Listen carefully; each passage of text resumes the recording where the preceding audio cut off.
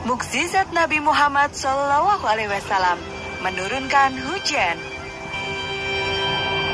Mukjizat merupakan kejadian luar biasa yang berlaku pada Nabi dan Rasul dengan izin Allah Subhanahu wa Ta'ala, dan tidak ada satupun manusia yang bisa menirunya.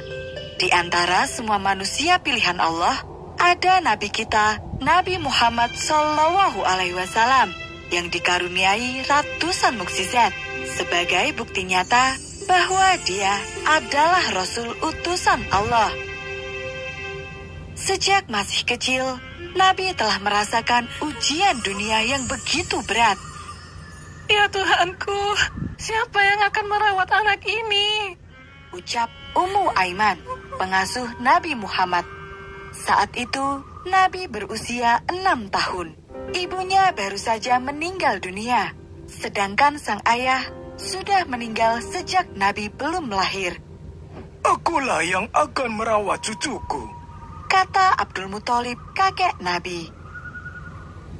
Tidak lama berselang, sang kakek pun meninggal dunia. Dan akhirnya, Nabi diasuh oleh sang paman, yaitu Abu Thalib. Saat itu, Nabi berusia 8 tahun. Sesuai dengan wasiat ayah, aku akan mengasuhmu. Engkau adalah anak yang mulia, aku pasti akan menjagamu. Benar sekali, Nabi adalah anak yang mulia. Siapapun yang bersama dengannya pasti akan mendapatkan berkah. Suatu ketika, kota Mekah dilanda kemarau yang sangat panjang. Bagaimana ini? Hujan tidak kunjung turun. padahal para dukun sudah memberikan berbagai persembahan. Jika begini terus, kita pasti akan mati kelaparan. Setiap hari, ada saja ternak yang mati karena kelaparan dan kehausan. Begitu juga dengan ladang-ladang yang sudah mulai mengering.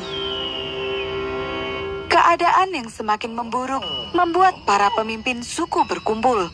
Salah satu dari mereka mengusulkan untuk meminta bantuan kepada Abu Thalib. Dia adalah orang yang saleh. Siapa tahu doanya akan terkabul. Benar, tidak ada salahnya jika kita mencoba. Kemudian, mereka pun mengutus salah satu orang untuk menemui Abu Thalib. Wahai Abu Thalib, lembah ini sedang mengalami kekeringan dan anak-anak kami sedang mengalami kelaparan. Maka, datanglah dan mintalah hujan. Baiklah, aku akan datang. Setelah itu, Abu Thalib berjalan ke arah Ka'bah bersama dengan Nabi Muhammad kecil. Orang-orang yang ada di sana mulai berbisik-bisik. Apakah itu anak yang diasuh oleh Abu Thalib? Benar, banyak yang bilang kalau dia adalah anak yang mulia. Oh, pantas saja. Wajahnya bersinar sekali seperti matahari. Abu Thalib kemudian mengangkat Nabi Muhammad dan menempelkan punggungnya ke Ka'bah. Mereka pun berdoa dengan khusyuk.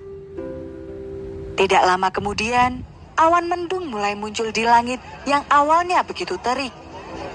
Lihat, muncul awan gelap di sebelah barat. Di sebelah selatan juga sama. Tuhan mendengar doa kita. Hujan mulai turun dengan deras membasahi kota Mekah. Semua orang bersuka cita menyambutnya. Abu Thalib mengajak Nabi Muhammad pulang ke rumah. Sepanjang jalan, dia melantunkan syair. Putih berseri meminta hujan dengan wajahnya, menolong anak yatim dan pelindung wanita janda. Subhanallah, Allah telah menurunkan mukjizatnya kepada Nabi Muhammad sejak Nabi masih kecil. Kisah lainnya tentang Nabi Muhammad yang mendatangkan hujan terjadi setelah Nabi hijrah ke kota Madinah. Waktu itu, Madinah dilanda kemarau yang sangat panjang. Hal ini membuat para petani dan peternak menderita. Hujan tidak kunjung turun. Semua ladang menjadi kering seperti ini. Ternak-ternakku juga tidak ada yang bertahan. Semuanya mati kekurangan makan dan minum. Melihat kesusahan yang dialami para penduduk, beberapa sahabat kemudian berkumpul. Mereka memutuskan untuk meminta pertolongan kepada Nabi Muhammad. Bagaimana jika kita meminta kepada Rasulullah agar beliau berdoa kepada Allah? Benar, mari kita meminta kepada Rasulullah. Maka para sahabat pun pergi ke masjid untuk menghadap kepada Nabi Muhammad. Waktu itu, Nabi berada di mimbar dan sedang berdakwah. Sahabat ini masuk ke masjid dan berkata, Wahai Rasulullah, harta benda kami telah binasa dan jalan-jalan telah putus. Doakanlah kepada Allah agar Dia menurunkan hujan untuk kami. Kemudian Nabi pun berdoa, Ya Allah, turunkanlah hujan untuk kami ya Allah. Turunkan hujan untuk kami ya Allah. Turunkan hujan untuk kami. Allahu Akbar. Langit yang awalnya cerah tanpa ada satu titik pun awan berubah menjadi gelap.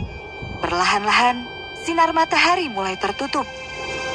Hujan turun! Demi Allah, awan-awan ini tadinya tidak ada, dan sekarang langit tertutup oleh awan.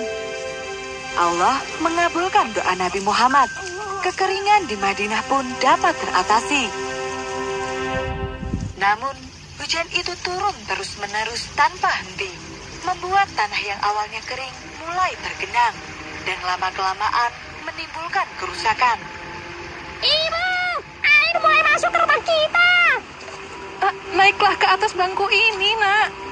Sahut sang ibu sambil mengambil satu-satunya bangku yang ada di rumah mereka. Ibu, kapan hujan ini akan berhenti? Namun, tidak ada seorang pun yang bisa menjawab kapan hujan itu akan berhenti. Tepat pada hari ke-7, para sahabat kembali menghadap kepada Nabi Muhammad. Wahai Rasulullah, harta benda kami telah binasa dan jalan-jalan telah putus. Doakanlah kepada Allah agar menghentikan hujan. Nabi memenuhi permintaan para sahabat. Dia mengangkat kedua tangannya dan berdoa. Ya Allah, turunkan hujan di sekitar kami, bukan di atas kami. Ya Allah, turunkan hujan di atas bukit-bukit, gunung-gunung, lereng-lereng, dan lembah-lembah tempat tumbuhnya pepohonan. Hujan pun berhenti. Orang-orang keluar dari rumah dan berjalan-jalan di bawah sinar matahari. Kemudian Nabi berdoa, Kita diberi hujan karena karunia dan rahmat Allah. itulah salah satu mukjizat Nabi Muhammad, mampu menurunkan dan menghentikan hujan. Dan Nabi mengajarkan kepada kita untuk mensyukuri hujan yang turun, karena hujan adalah rahmat dari Allah Subhanahu wa Ta'ala.